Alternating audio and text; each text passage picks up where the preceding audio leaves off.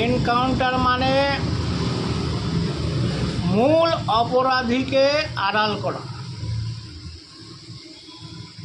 মূল অপরাধীকে আড়াল করা শুধু নয়,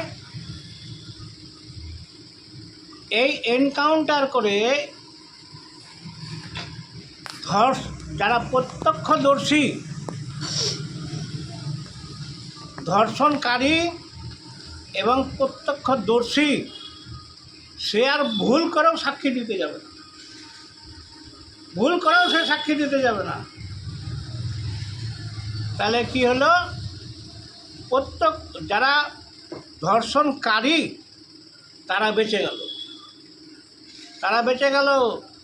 তার মানে ধর্ষণ আর বন্ধ হলো না, ধর্ষণ বন্ধও হবে না তুমি যতই এনকাউন্টার করো। একটা তো বিচারের পদ্ধতি আছে, আরে সংবিধান আছে, বিচার ব্যবস্থা আছে। অতই যখন ধর্ষণ বন্ধ করার জন্য অতই যখন দরদ, তাহলে সংবিধান মেনে, বিচার ব্যবস্থা মেনে মানুষের সামনে তুলে ধরতে হবে। এক মাসের মধ্যে, এক মাসের মধ্যে, 1 মাস কেন 3 মাসের মধ্যে করুক না, না যেন সময়টা কম লাগে। এই ধর্ষণ এই মামলাটাকে স্পেশাল মামলা হিসাবে দেখতে হবে। জানে স্পেশাল, সব মামলা বাদ দিয়ে এটা আগে ফাইনাল হোক, এটা আগে ফাইনাল করা হোক। করবে না, এটাকেই ডিলে করবে। আর এনকাউন্টার করে দেওয়া ধর্ষণ বন্ধ হয়, ইউপিতে বন্ধ হেঁটে। হ্যাঁ, এরা যারা প্রভাবশালী, আরে যারা ধর্ষণকারী তারা কি বোকা নাকি যে বিরোধী দলে গিয়ে ওরা ধর্ষণ করবে?